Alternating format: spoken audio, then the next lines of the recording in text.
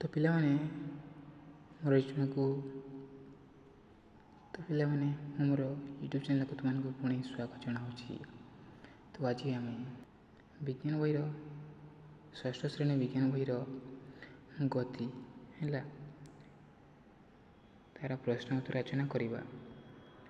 ପୂର୍ବରୁ ଆମେ ଯେତେ ବି ବିଜ୍ଞାନର ପ୍ରଶ୍ନ ଉତ୍ତର ଯେତେ ପାଠର ଅଛି ତା'ର ସମସ୍ତ ପ୍ରଶ୍ନ ଉତ୍ତର ରଚନା କରାଯାଇଛି। ତୁମେ ଯଦି ଦେଖିବାକୁ ଚାହଁ ଚ୍ୟାନେଲକୁ ଯାଇ ଦେଖିପାର। ତାପରେ ଚ୍ୟାନେଲକୁ ସବସ୍କ୍ରାଇବ୍ କରିଦେବ ଓ ନିଜ ବେଲ୍ ଆଇକନ୍ ବଟନ୍କୁ ଦବାଇଦେବ, ଯାହାଫଳରେ ଆମର ନୂଆ ନୂଆ ଭିଡ଼ିଓର ନୋଟିଫିକେସନ୍ ସର୍ବପ୍ରଥମେ ତୁମମାନଙ୍କ ପାଖରେ ପହଞ୍ଚି ପାରିବ ଓ ତୁମେମାନେ ସର୍ବପ୍ରଥମେ ଭିଡ଼ିଓକୁ ଦେଖିପାରିବ। ତ ଚ୍ୟାନେଲକୁ ସବସ୍କ୍ରାଇବ୍ କରିଦିଅ ଓ ତାହେଲେ ଭିଡ଼ିଓକୁ ଆରମ୍ଭ କରିବା। ପ୍ରଥମେ ଦେଇଛି ପ୍ରଶ୍ନ ନମ୍ବର 1ରେ ଦେଇଛି ତଳେ ଦେଇଥିବା ବାକ୍ୟଗୁଡ଼ିକୁ ଅନୁଧ୍ୟାନ କର ଏବଂ ଭୁଲ ଥିଲେ ଠିକ୍ କରି ଖାତାରେ ଲେଖ। କରିଦେଇଛି ସମୟ ସହ ଦୂରତ୍ୱର ପରିବର୍ତ୍ତନକୁ ଗତି କୁହାଯାଏ।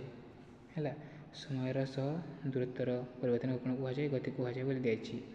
ସମୟ ସହ ବସ୍ତୁର ଓ ତାହାର ଅଂଶଗୁଡ଼ିକର ସ୍ଥାନ ପରିବର୍ତ୍ତନକୁ ଗତି କୁହାଯାଏ। କାହାକୁ? ବସ୍ତୁର ବା ତା'ର ଅଂଶଗୁଡ଼ିକର ସ୍ଥାନ ପରିବର୍ତ୍ତନକୁ ଦୂରତ୍ୱ କୁହାଯାଏ।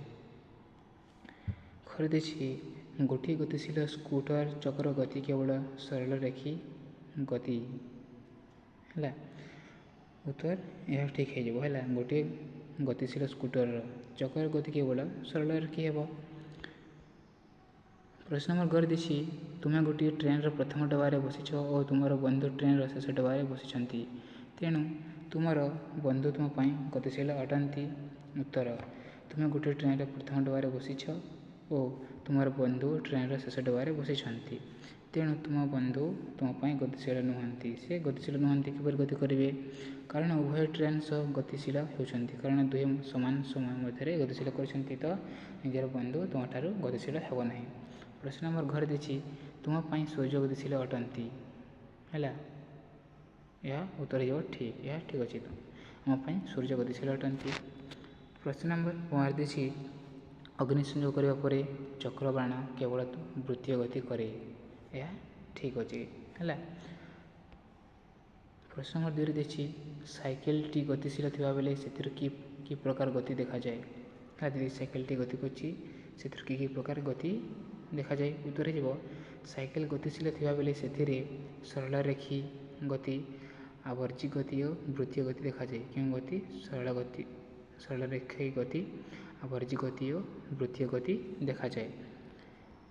ପ୍ରଶ୍ନ ନମ୍ବର 3ରେ ଦେଇଛି ବୃତ୍ତୀୟ ଗତି ଓ ଆବର୍ତ୍ତୀ ଗତି ମଧ୍ୟରେ ଥିବା ସାମଞ୍ଜସ୍ୟ ପାର୍ଥକ୍ୟ ଲେଖ। ତ ବୃତ୍ତୀୟ ଗତି ଓ ଆବର୍ତ୍ତୀ ଗତି ମଧ୍ୟରେ ସାମଞ୍ଜସ୍ୟ କ'ଣ ଓ ପାର୍ଥକ୍ୟ କ'ଣ? ପ୍ରତ୍ୟେକ ଗତି ପାଇଁ 2ଟି ଉଦାହରଣ ଦିଅ।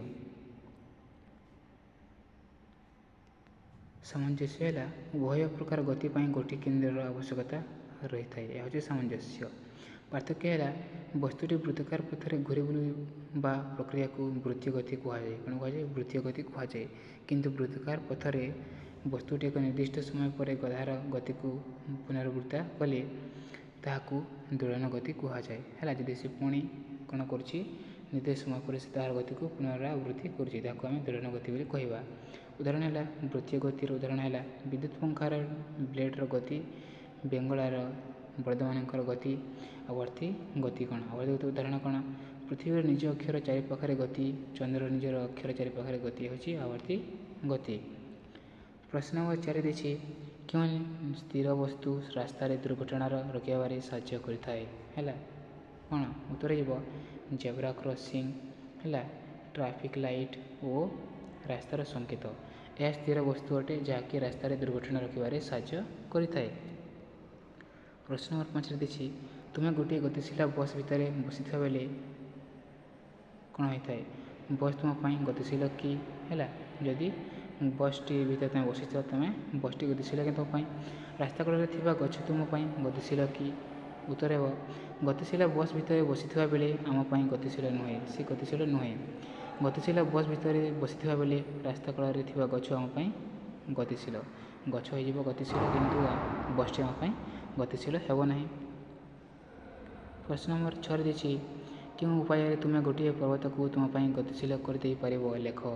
ଉତ୍ତର ହେଇଯିବ ଆମେ ଟ୍ରେନ୍ରେ ବସି ଗୋଟିଏ ସ୍ଥାନରୁ ଅନ୍ୟ ସ୍ଥାନକୁ ଗତି କଲାବେଳେ ଟ୍ରେନ୍ ଧାରର ପାର୍ଶ୍ୱରେ ପର୍ବତ ଥିଲେ ତାହା ଆମ ପାଇଁ ଗତିଶୀଳ ହେବ। କେତେବେଳେ ଯଦି ଆମେ ଟ୍ରେନ୍ ଗୋଟେ ବସିଛୁ ଆମେ ଅନ୍ୟ ସ୍ଥାନକୁ ଯାଉଛୁ ସେତେବେଳେ ପାର୍ଶ୍ୱରେ ଥିବା ପର୍ବତ ଯଦି ଅଛି ତାହା ଆମ ପାଇଁ ଗତିଶୀଳ ହୋଇଯିବ।